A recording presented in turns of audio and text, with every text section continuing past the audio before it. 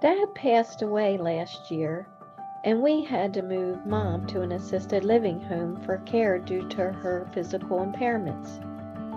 Mom is still mentally acute but has become more passive in decision making since losing Dad. At the holiday dinner table, your sibling brings up the topic of cleaning out your parents' house since Mom will never return. Your children and your siblings' children are also at the table, and you notice their ears perked up quickly. You think to yourself, I guess my sibling has already sealed our fate on this topic with the kids, even before any further discussions occur. Elder exploitation. Taking advantage of an elderly person for personal benefit. And in the current situation, removing items from your mom's home may cause some negative psychological impact on your mom. In this situation, you quickly respond to your sibling and suggest that the discussion be tabled currently and that the two of you meet next week with your kids present at the old home place to continue the chat. For you know from your training with the Stoicists that by putting someone in an identical situation, their previous thoughts will likely change immediately. As you enter the home place for the following week, you remind your sibling of the story your parents told the two of you many years ago pertaining to a beloved aunt. The aunt's husband had passed, and the aunt was placed in a home, and her children wanted to clean out her house and started the process of convincing the aunt that the merchandise in the home was unneeded. However, the aunt fought back and said, but if one of you were willing to visit me every now and then and take me to see my house, I could see my memories. You'd know this discussion is meaningless.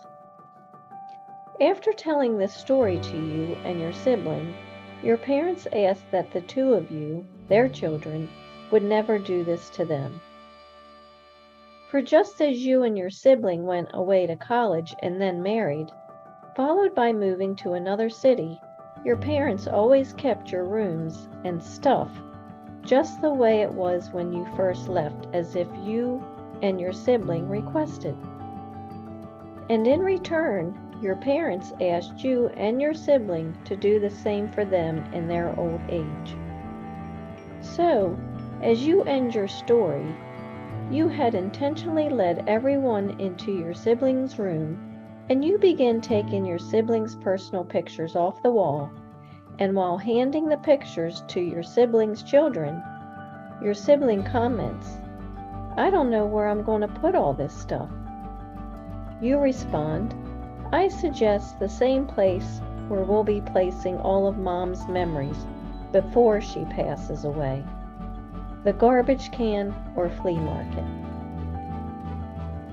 Because it appears we are here today to teach our kids to get an early start on cleaning out our stuff so that they don't have to deal with the mess after we pass.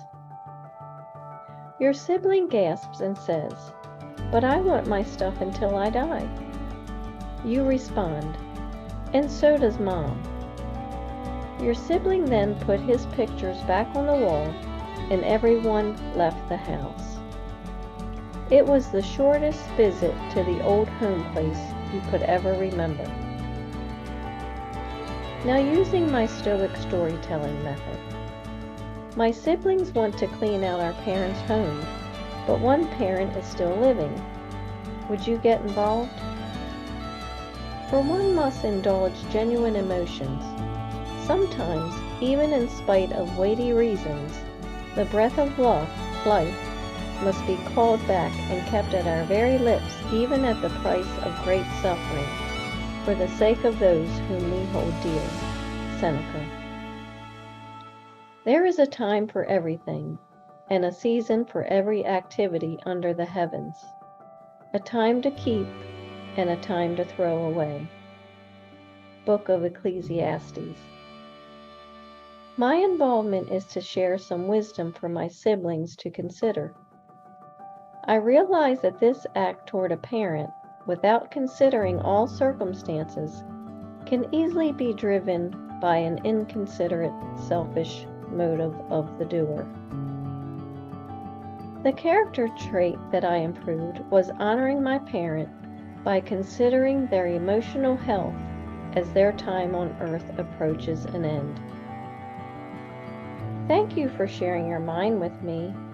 For your continued success, hear my secret. If you rid your living parent of their pleasures, your kids will follow and discard your valued treasures. Now relax, control your mind, and be as you wish to seem, empowered. Remember, it's the situation keeping my connection with Him. I'm Lori Stith, the Stoicist, and I believe in you.